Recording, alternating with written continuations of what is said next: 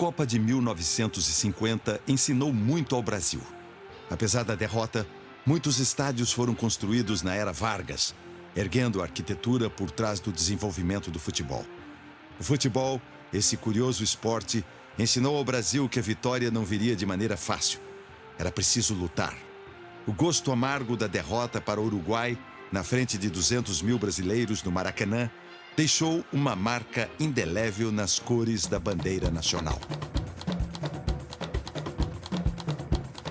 Existe um ditado popular que diz: a essência da vitória se bebe no cálice do sacrifício. A construção da vitória viria, portanto, com a experiência das derrotas. Viria com o suor e as lágrimas de nossos jogadores, que com suas pernas e braços ergueram uma nação. A vitória não viria fácil, mas já rondava o sonho dos nossos jogadores.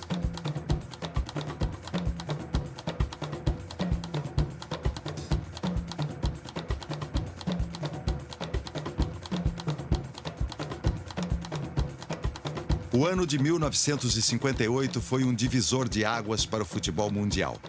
Até então, o Brasil havia produzido muitos craques, mas eram diamantes brutos, precisavam ser lapidados. Não seria apenas a força bruta da genialidade, da raça e do coração brasileiro que nos levaria ao lugar mais alto no pódio mundial. Faltava organização, planejamento e método. Somou-se a força de uma nova geração de futebolistas ao nascimento do espírito renovado da CBD.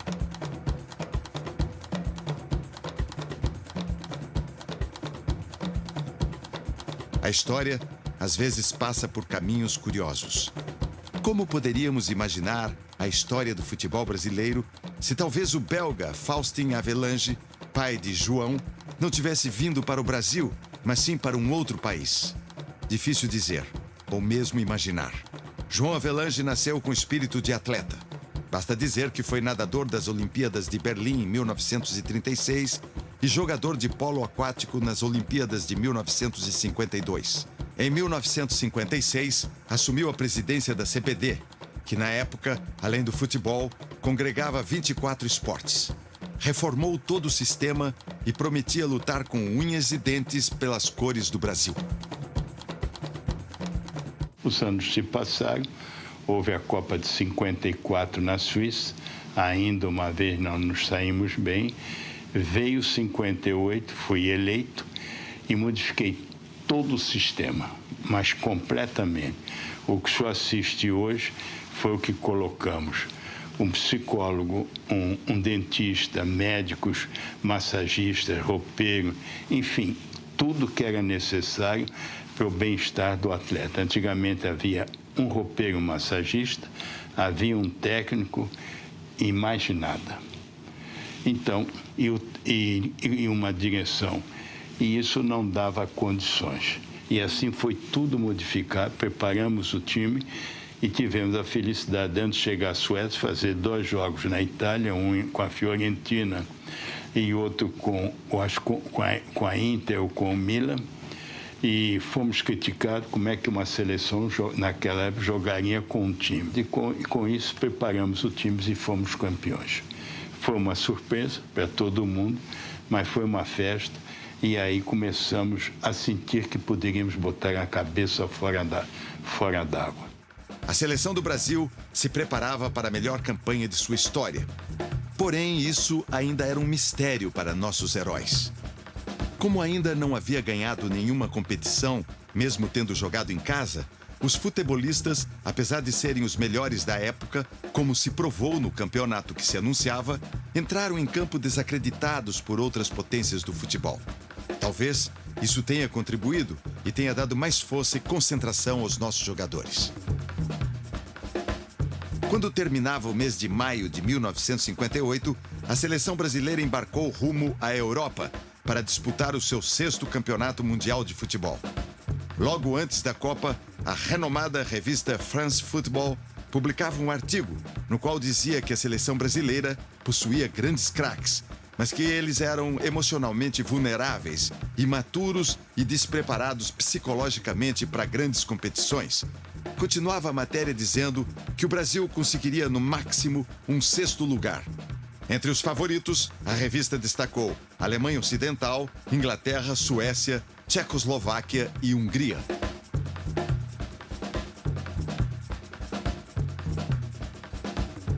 O Brasil vinha de uma Copa de 50, perdeu aqui no Brasil. De 54 também perdeu lá na Europa. Então, o Brasil era um país realmente desacreditado mundialmente, porque perdeu a Copa de 50 dentro do seu país, perdeu em 54. Então, em 58, o Brasil foi para a Copa do Mundo na Suécia desacreditado, ninguém acreditava no Brasil. E a divergência era grande, mas grande mesmo. Ninguém tinha a esperança do Brasil sair campeão, né? Porque depois de 58, com a conquista da Copa do Mundo, eu tinha 23 anos na idade, o jogador brasileiro passou a ser conhecido mundialmente e nós passamos a ser muito mais valorizados aqui na nossa pátria. 58 foi sensacional, né? Porque o Brasil ficou conhecido lá fora, né? Antes de tudo. E o Brasil ficou muito conhecido lá fora. O Pelé fez aquele que fez, o próprio Garrincha, né? Que era uma seleção também sensacional essa, né? Então, quando a gente via aqui, nossa, era rádio, né? Na época, né? Então, a gente seguia, né? A gente ficava ali com o radinho no ouvido. O futebol botou o Brasil na frente com muita facilidade. E ninguém conhecia onde era o Brasil. O Brasil, eles falavam que era Buenos Aires. Eu não sei se vocês sabem disso. O Brasil, capital Buenos Aires. Era assim o negócio. No entanto, a Copa de 1958 marcava o encontro de homens forjados nas duras decepções de 1950 e 1954, como Djalma Santos, Nilton Santos e Didi, e uma geração que nascia ansiosa de sucesso. O planejamento minucioso e sua execução possibilitavam ao time brasileiro não apenas mostrar sua superioridade, como prová-la com exibições e vitórias épicas.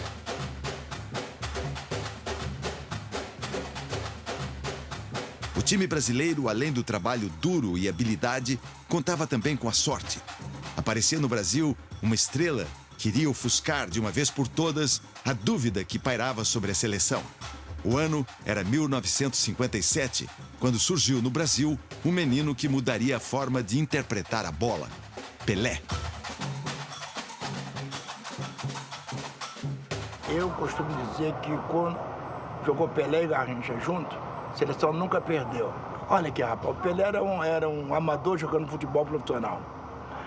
O Pelé, além daquela arrancada, aquele drible dele, o Pelé não caía. O Pelé não caía. Eu joguei ele várias vezes, fez o gol de placa aqui no Maracanã, que ele driblou a defesa do Fluminense todo dia, foi o último homem a dar o combate dele. Mas não cheguei nele, né?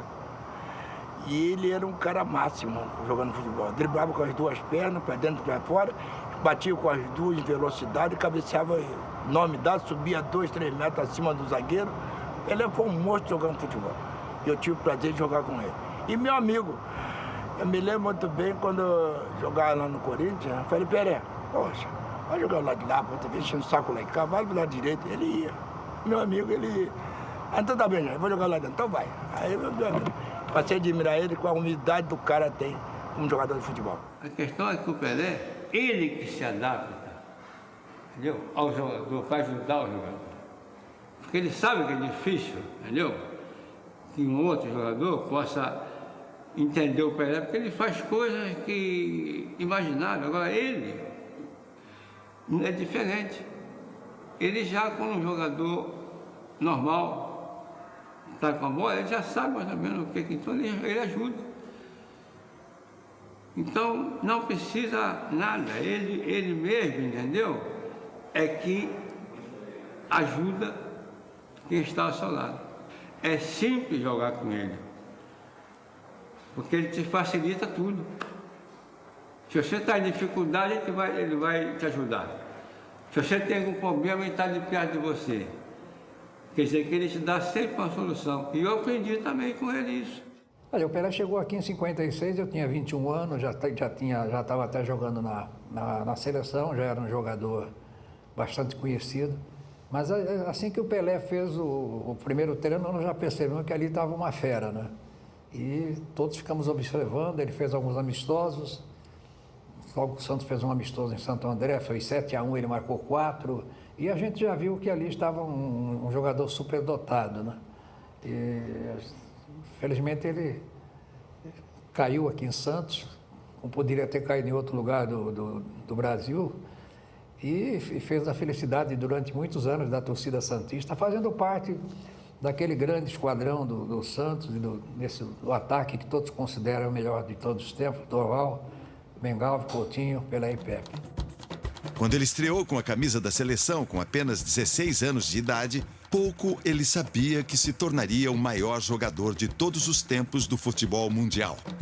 Já começou com sorte de campeão e na sua primeira partida marcou contra a Argentina pela Copa Roca.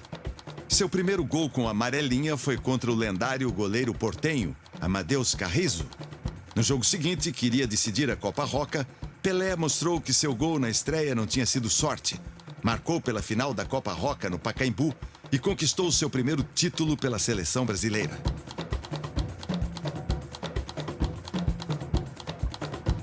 Além de Pelé, o Scratch Nacional contava com outras estrelas de primeira grandeza como Garrincha, o anjo das pernas tortas. Ele jogou, ele faleceu e nunca nasceu um, entendeu? Para dizer que eu marquei o Garrincha. Ele era impossível de ser marcado. E ninguém se pode levantar dizendo, eu marquei o Garrincha. É tudo mentira. Marcado é uma coisa que ninguém nunca conseguiu. Conseguiu diminuir, entendeu? Um pouco aquilo que ele fazia por 90 minutos. Mas marcar, impossível. Pode ter feito ele jogar menos bola, mas não, quando ele estava com a bola nos pés, não tinha marcação, não tinha jeito de coisa, porque ele era realmente uma coisa impossível de se marcar. Olha aqui, Soldado Garrincha, eu fiz uma reportagem com o Garrincha recentemente, e o Garrincha é esse fenômeno que você ouviu falar. Era um cara espetacular, dentro do campo autoritário, brigava, jogava, e fora do campo brincava com seu time o tempo todo. Ele era uma criança fora do campo, dócil para levar. A gente aprontava em todo lugar, na compra. Ele comprava aquele rádio, né? Trazia e dizia assim, mas esse rádio lá só fala inglês, não vai falar português, a gente lá no Brasil é outra coisa. Não quero esse rádio não. Esse rádio não fala português. Ele tinha essa brincadeira, essa tirada boa dele é dessa. É um jogador que deveria, muitos jogadores atuais, procurar ler sobre a respeito do Garrincha. O jeito dele, a maneira simples, a personalidade dele, uma pessoa com todos os requisitos bons que ele tinha, e não era uma pessoa assim mascarado, né? Uma pessoa que não... As pessoas vinham pedir autógrafo, ele dava, né? Sempre risonho, tudo. Era uma pessoa que, eu vou te contar, se muitos jogadores atuais se espelhassem no Garrincha, vou te contar, seria ótimo. O Garrincha era uma coisa impressionante. Eu tinha o costume, eu vou lembrar de uma só, eu tinha o costume de não usar cueca, eu usava um abrigo da CBD na época, né? A calça, o calção, tudo, a camisa. E coincidiu que a gente estava dando uma entrevista coletiva lá nas Paineiras. Então eu estava dando uma entrevista, o seu Mané Garrincha era uma pessoa alegre, e ele criava uma situação realmente muito legal. Então, nesse dia, nessa hora, eu dando entrevista, ele chegou por detrás e puxou a minha calça do abrigo. E eu não usava... eu não usava nem cueca. Eu nunca esqueço desse lance do Mané Garrincha, viu? Foi uma coisa impressionante. E com o Garrincha, essa brincadeira aí que ele pegava sempre de surpresa. Sempre quando tinha gente, entendeu? que podia fazer, mas assim, um espetáculo, né? Aí, mas entre nós não, só quando tinha cheio de gente assim, aí era uma risada, uma brincadeira inocente, mas que isso aí você se lembrou bem, porque era a brincadeira favorita do Mengal. Não era só com o Garrincha não, ele fazia com...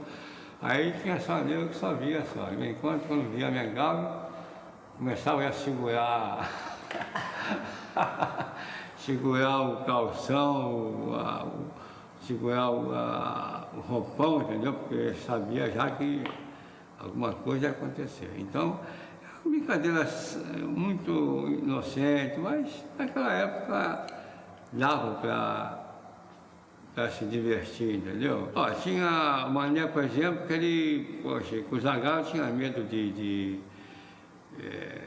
dessas cobrinhas, dessas coisas. Então, o Mané, de vez em quando, comprava essas cobras de borracha, né?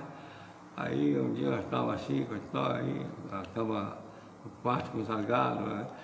Aí botou embaixo do travesseiro do Zagallo, ficamos esperando. Aí daqui a pouco apaga a luz, quando veio que era o Zagallo que levantou o travesseiro, tinha uma cobra, né?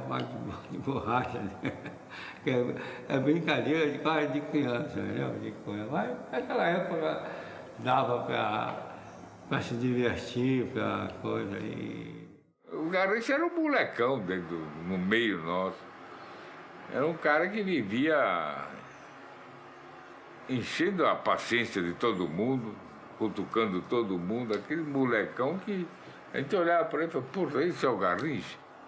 Era um moleque, o que ele fazia no campo, ele fazia fora.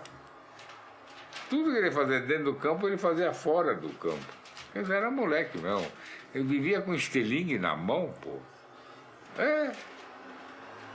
E assim ia no negócio.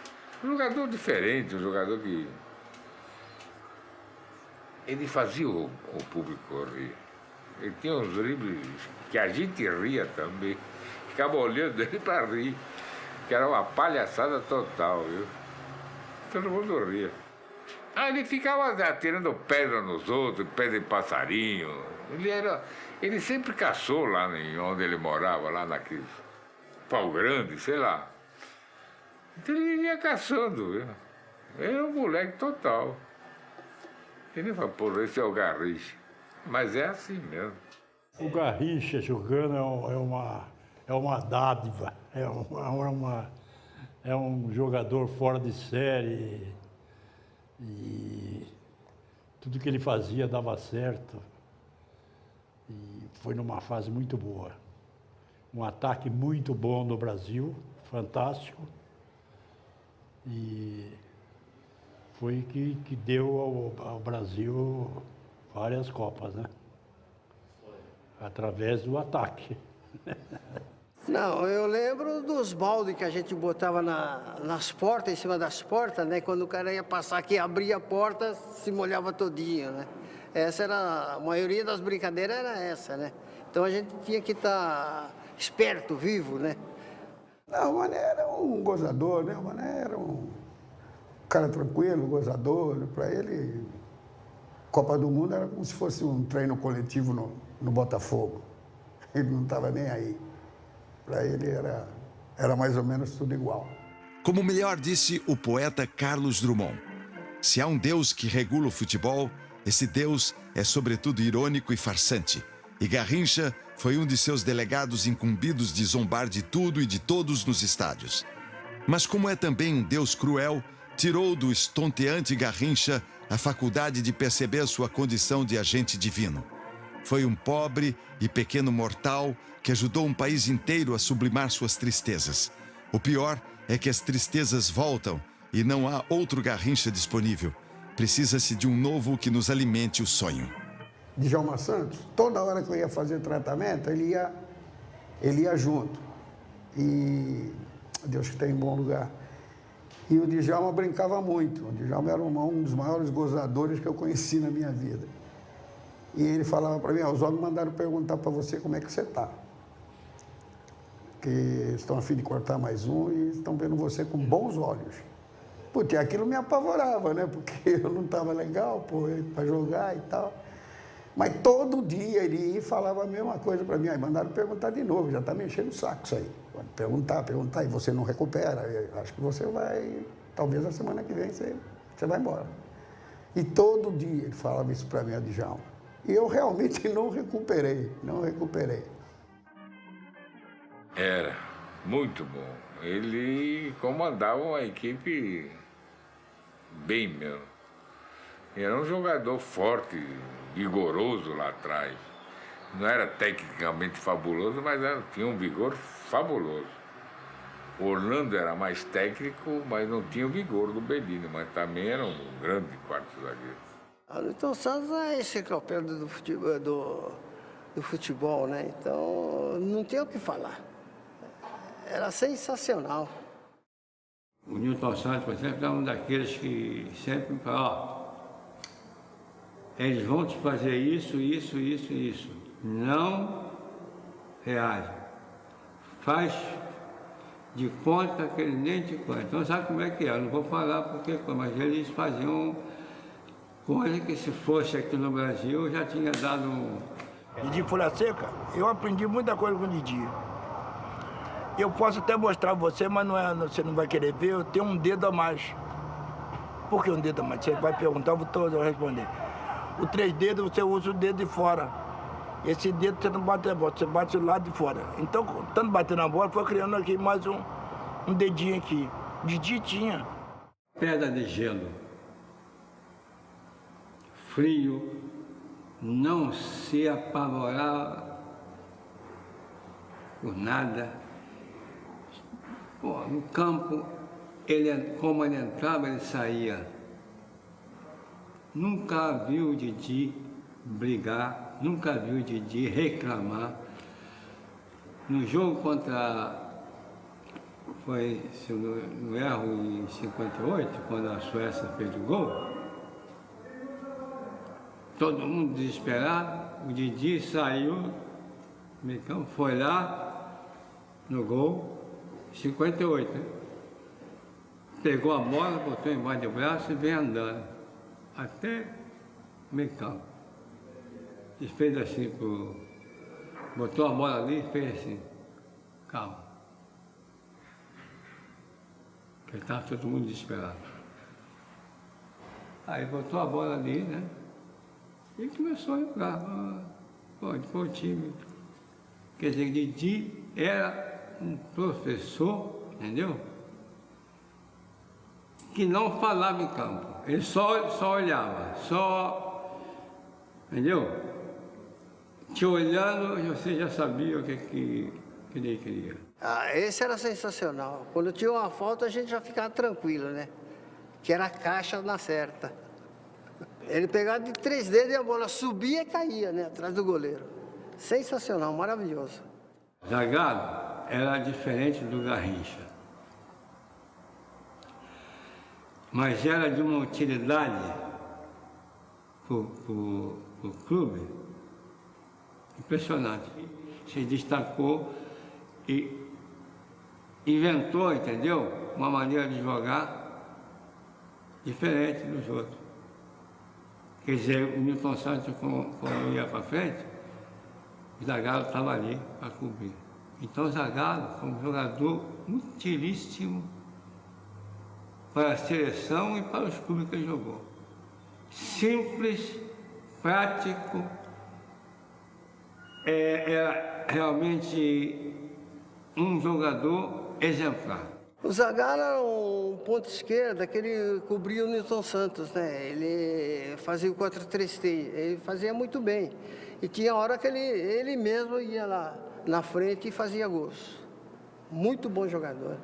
Eu antecipava a jogada. Eu não roubava a bola, eu antecipava a jogada. Roubar a bola é você partir para o adversário e tirar a bola dele e sair jogando.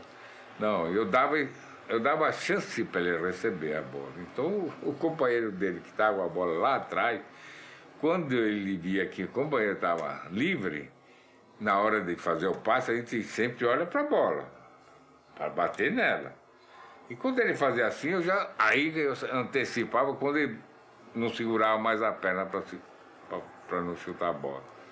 Ainda nesse intervalo da trajetória da bola para chegar no companheiro dele, eu antecipava e saía jogando. O Vavá era lá na frente, ele rompia tudo. Ele fazia gols, ele brigava com a defesa. Ele sozinho brigava com 4, 5 jogadores. É um valente lá na frente. O Vavá era sensacional, era um centroavante, né, típico, né? Era um jogador que a bola não podia sobrar ali, que ele estava sempre ali, né? Tinha o faro do gol, né, o Vavá? Outros jogadores de peso compunham a seleção nacional. Castilho, Moacir, Zósimo, Dessordi, Oreco, Joel, Mazola, Pepe e Mauro Ramos.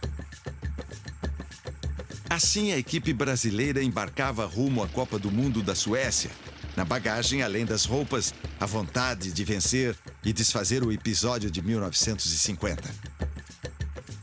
No estádio de Rimmersvallen, diante de quase 18 mil espectadores, a seleção brasileira estreava na Copa do Mundo.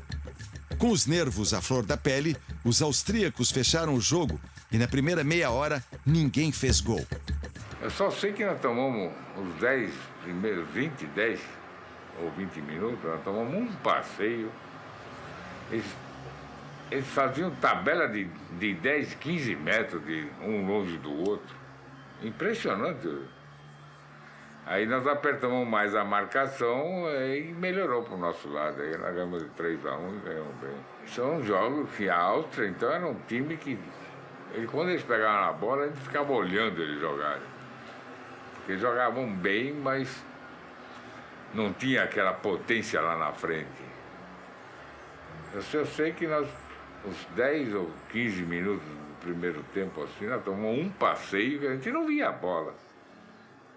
Aí mandaram apertar mais a marcação, aí nós melhoramos e controlamos toda a situação e metemos 3 gols neles.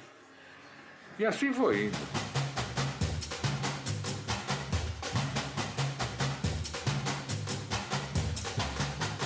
A seleção inglesa provocava calafrios nos brasileiros.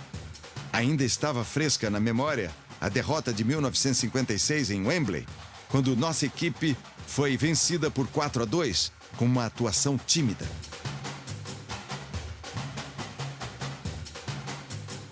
Porém, a equipe que ganhara dos brasileiros em Wembley estava desfigurada em virtude de uma chocante tragédia que aconteceu com seus jogadores. Pouco antes da Copa, um avião que transportava a delegação do Manchester United se acidentou no aeroporto de Munique, na Alemanha. 8 atletas ingleses morreram e 2 tiveram suas carreiras encerradas precocemente. A seleção perdeu alguns de seus melhores atletas, como Taylor, Edwards e Byrne, e tiveram que convocar veteranos que participaram do vexame inglês no Mundial de 1950, como Finney e Wright.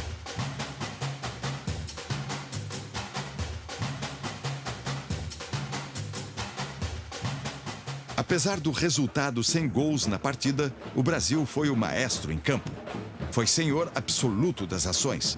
A seleção nacional deu muito trabalho ao goleiro MacDonald, que agarrou bolas que pareciam impossíveis e ainda contou com a trave 2 vezes para defender a equipe inglesa.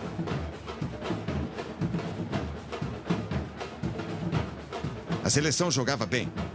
Todavia, o jogo amarrado, o empate e a grande quantidade de gols perdidos fez com que Feola se preocupasse e mexesse na escalação do time. Apesar do resultado, o Brasil ainda se mantinha na liderança do grupo. Mas acendia uma luz amarela, visto que o próximo jogo seria contra a perigosa e misteriosa União Soviética.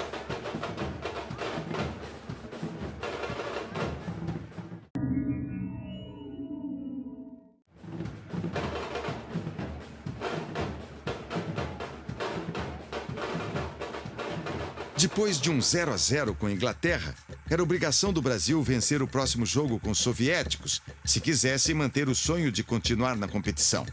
Assim, no dia 15 de junho, a seleção entrava confiante em campo, no estádio Nia Ulev. Apesar de não ter uma tradição muito forte no futebol, a União Soviética chegava à Copa cercada de mistério. Por causa da cortina de ferro, existia uma mítica em torno do futebol russo que ganhou a alcunha de futebol científico. O goleiro russo Lev Yashin, de apelido o Aranha Negra, não seria capaz de resistir ao bombardeio do ataque brasileiro.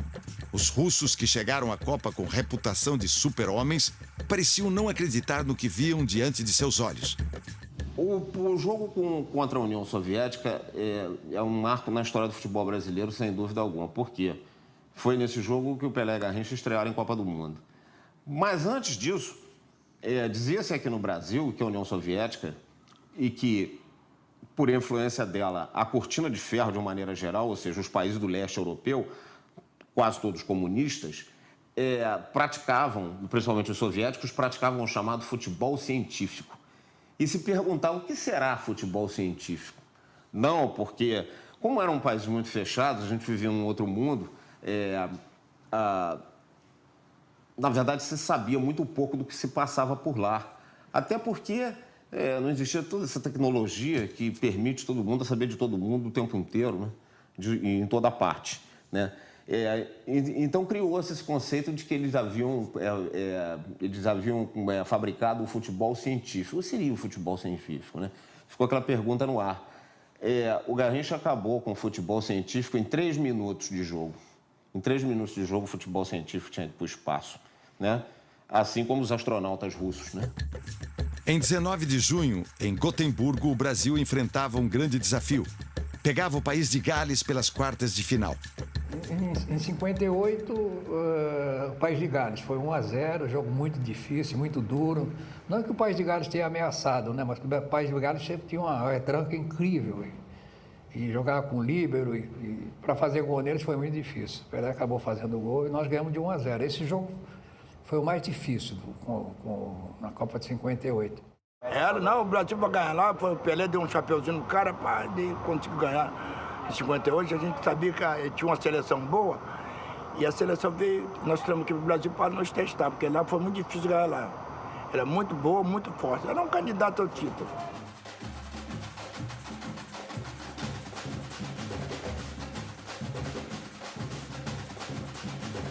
Num verdadeiro duelo de matadores, a semifinal da Copa de 1958 podia ser considerada uma decisão antecipada do certame. Os brasileiros tinham Didi, Garrincha, Vavá e Pelé.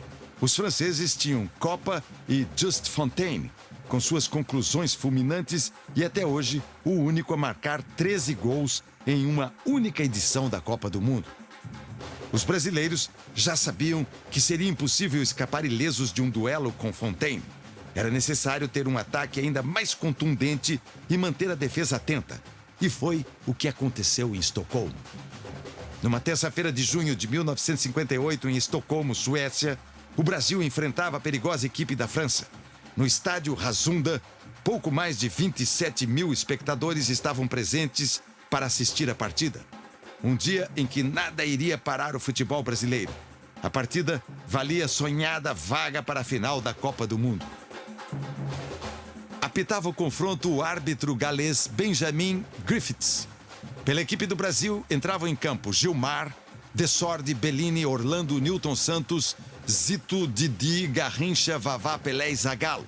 Pela França defendiam a seleção Abis, Cabel, Leronde, Penverne, Jonquette, Marcel, Vinesque, Fontaine, Copa, Piantoni e Vincent. Os capitães das duas equipes, Bellini e Jonquet, se cumprimentam cordialmente no centro de campo, na presença do árbitro e dos bandeirinhas, e trocam os emblemas das equipes.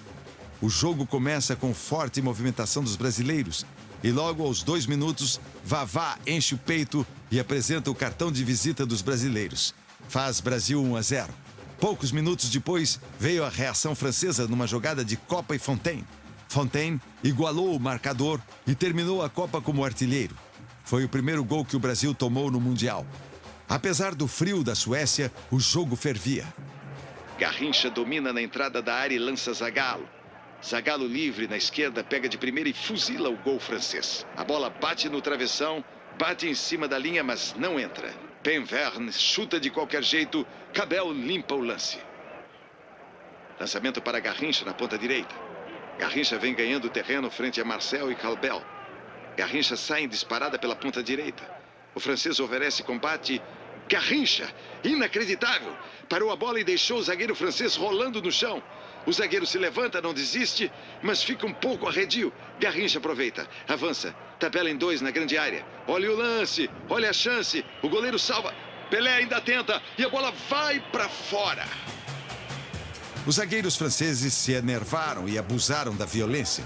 Os brasileiros também não deixaram barato e deram o troco. Numa dividida com Vavá, Jonquet, o capitão francês, quebrou a perna. Há quem acuse o jogador brasileiro de ter quebrado a perna do craque francês propositalmente. Essa jogada talvez tenha sido a que definiria a partida.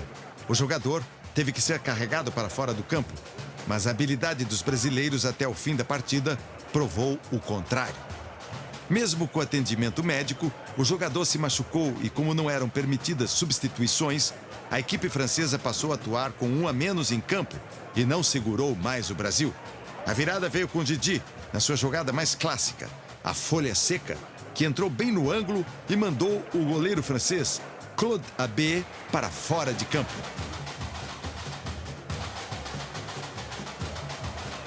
Ainda no primeiro tempo, Garrincha teve um gol anulado. No segundo tempo, Pelé foi o maestro em campo e comandou a vitória do Brasil. Fez 3 gols. O primeiro gol veio com a falha de Abés. Pelé aproveitou e marcou. No segundo gol, a bola sobrou perto da pequena área e Pelé fuzilou. O terceiro foi a sua obra-prima. Pegou de primeira e mandou para o canto esquerdo. Roger Piantoni ainda desconta para a equipe francesa com uma bonita jogada. Mas o Brasil é que avançaria a etapa final da competição. 5 a 2. No final do jogo, os franceses se curvaram em campo frente à habilidade dos brasileiros. Pelé havia mostrado seu melhor futebol, tanto que os franceses não tardaram a colocar uma coroa em sua cabeça e o apelidaram de o Rei do Futebol. O artilheiro Just Fontaine, espantado com Pelé, foi ao seu encontro para aplaudi-lo e cumprimentá-lo depois do último gol. E Copa, de cabeça quente pela chuva de gols que havia sofrido, previu que ninguém tiraria a taça da nossa seleção. Talvez, nesse momento, o redator da revista France Football tenha se arrependido de publicar a matéria que desdenhava do futebol brasileiro. No frio gélido da Suécia, os jogadores brasileiros se preparavam para encarar a sua prova de fogo. Em 29 de junho, em Estocolmo, o Brasil chegava a mais uma final da Copa do Mundo.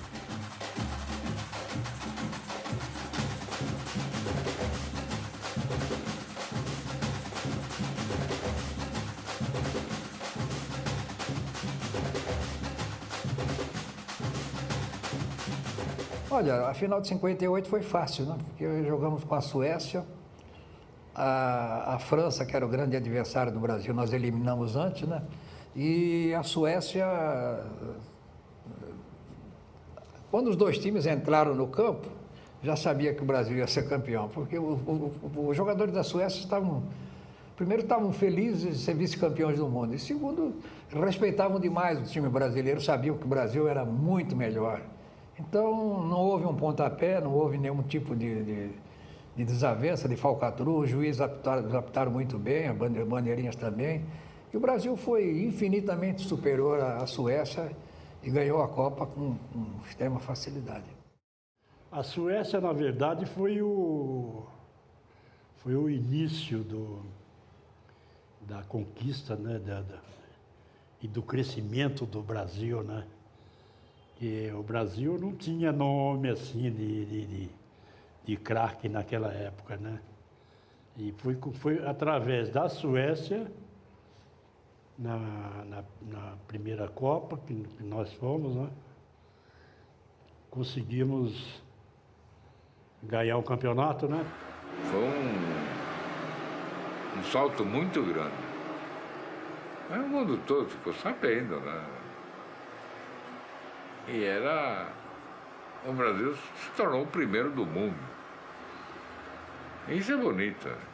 Brasil vinha jogando com Gilmar, Djalma Santos, Bellini, o capitão da equipe, Orlando Peçanha, Nilton Santos, Zito e Didi, Garrincha, Vavá, Pelé e Zagallo. Atenção à formação sueca. Svensson, Bergmark, Axbom, Borgesson, Gustafsson, Parling, Amhin, Gren, Simonsson, Liedholm, o capitão da equipe, Skoglund. Essa partida, na tarde de ontem, fez o Brasil parar à espera do cortejo. Nós que estamos aqui podemos compreender perfeitamente a ansiedade de todo mundo. O Brasil entrava em campo no estádio Rassunda, em Solna, na Suécia, para disputar a final da Copa do Mundo. Bellini conversa com o árbitro e o capitão do time sueco, Liedholm. O árbitro tira uma cara e coroa para definir quem sai com a bola. Atenção, amigos. Esta é a final da Copa do Mundo entre Brasil e Suécia. Prepara-se Vavá para movimentar o balão. Prepara-se Vavá. Entrega a pelota a Pelé. Pelé atrasa para Zito. Zito no balão. Abre na direita para Djalma. Prepara Djalma. Levanta no ataque para Pelé. Pelé é cortado pelo zagueiro sueco. A bola sobra para o número 15, que é Borgesson. Borgesson manda para Gunnar Gren. Abriu na direita para Amhin. Recua, devolve a Gren. Gren a Bergmark. Atira em profundidade a Hammering, mas sobre ele, Orlando. Vavá perde a jogada para Gustafsson, que atira para Simonsson. Este entrega a Gren. Caminha Gren, é o veterano da equipe. Vai progredindo pela direita. Tenta uma bola profunda para Hammering, enquanto entra Bellini e corta a jogada com a mão. Toque de Bellini. Pela ponta direita, recolhe a pelota Gren. Engana Bellini. Tocou para o número 4, Liedholm. Domina na meia-lua. Dribla Bellini.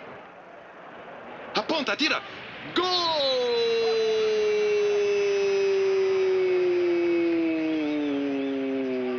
Gol da Suécia!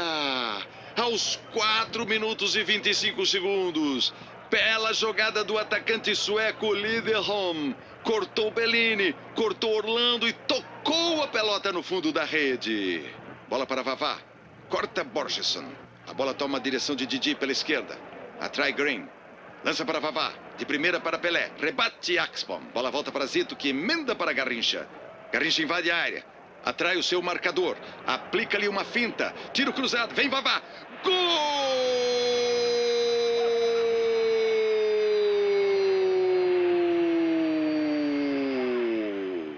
Gol do Brasil! Vavá! Empatada a partida. 8 minutos e meio do tempo inicial. Atira Liedholm para o meio de campo. Domina Djalma. Manda para Vavá. Vavá para Pelé. Pelé recebe, domina. Pelé atira. Não entrou. Passou pelo goleiro, bateu na trave e não entrou. Skoglund domina a bola na linha média. Vem levando, passa por Gren. Gren de primeira para Liedholm. Liedholm no peito, encara a marcação, lança no fundo Simonsson, que mesmo sem ângulo chuta, a bola fica com Gilmar. Segura Gilmar. Garrincha recebe na ponta direita. Vai levando calmamente pelo lado direito. Vai ganhando terreno. Invade a área. Garrincha dá uma finta espetacular. Passa por 2. Cruza na pequena área. Vavá. É gol! Gol do Brasil! Aos 32 do primeiro tempo, o Brasil vira a partida para 2-1 com o gol de Vavá. O segundo gol de Vavá na partida. Bellini desarma. Atira para frente. Corta de cabeça Gustafsson. Tenta mandar à frente. Intercepta Didi, que manda para Zagallo. Vai correndo o Zagallo. Procura Vavá na ponta esquerda. Recebe Vavá. Deu de calcanhar a pelota para Zagallo. É aplaudido. Zagallo controla. Devolveu para Vavá pela ponta esquerda. Cruza ao centro. Para Pelé. Na meia-lua, mata no peito. Dá um balão no zagueiro, atira para fora. Perdeu o gol, Pelé. Dribla o adversário pelo alto. Ajeitou e atirou para fora, cara a cara. 34 minutos redondos de luta. 2-1 ganhando o Brasil. Bola de Garrincha para Vavá. Bateu Parling para Bergmark, que desarma a jogada de Pelé, que faz um passe longo e faz chegar até Gren. Caminha Gren. Vai carregando a pelota. O veterano jogador sueco carrega a pelota. Lá vai Gren com a bola no pé. Atenção, tocou livre para Simonsson. Tentou girar, bateu. Agarra Gilmar. Maravilhosa defesa do goleiro Gilmar. Ajeitou no peito Pelé. Deu um balão no adversário. Atenção, vai marcar, atirou. Gol!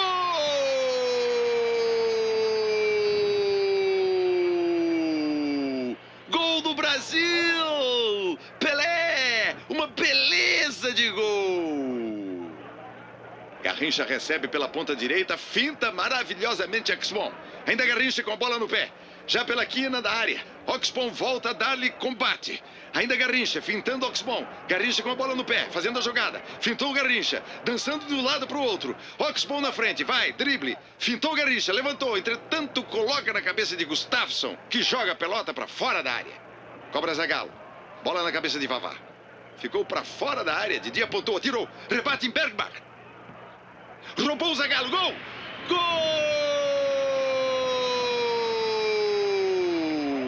Gol de Zagallo. 4-1 para o Brasil.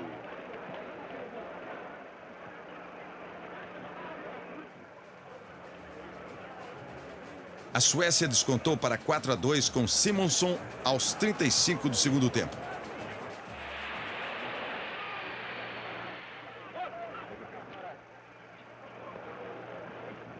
Mais uma vez vai ser dada a saída. Prepara-se Pelé para movimentar o balão.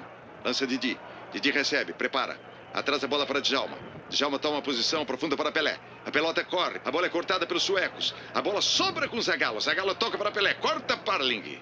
Tocando o pé em Pelé. Rimou, mas é verdade. Fica a bola então com o ponteiro direito Garrincha. Vai pela ponta. Atrai o adversário. Atenção, esgotado o tempo regulamentar. Brasil campeão do mundo.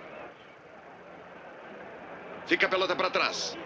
Onde está colocado Djalma? Djalma para Didi. Didi para a área, até Vavá. Os suecos estão descontrolados. Procura a penetração. Mas Zagallo chuta para o gol. Agarra Svensson. Já estamos além do tempo regulamentar. Brasil campeão do mundo.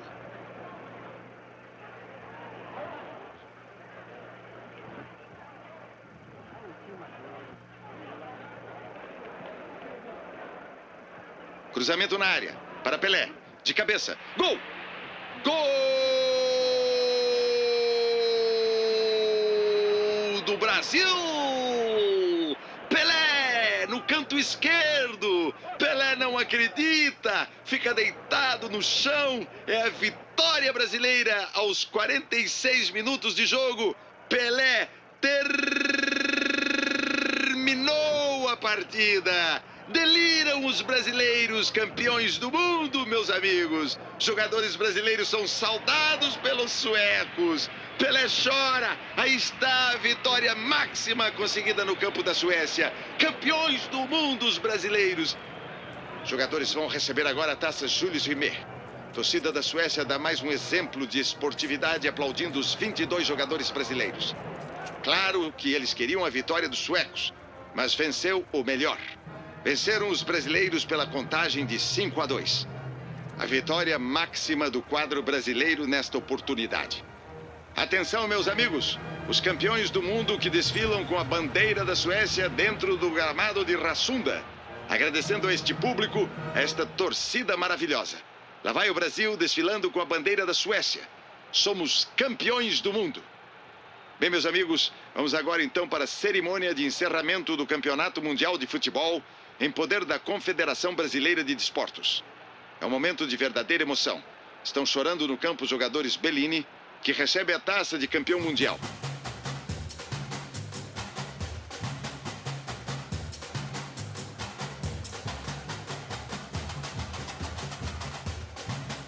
O rei Gustavo VI estava no campo saudando os jogadores campeões, mas a verdadeira majestade era o futebol do Brasil.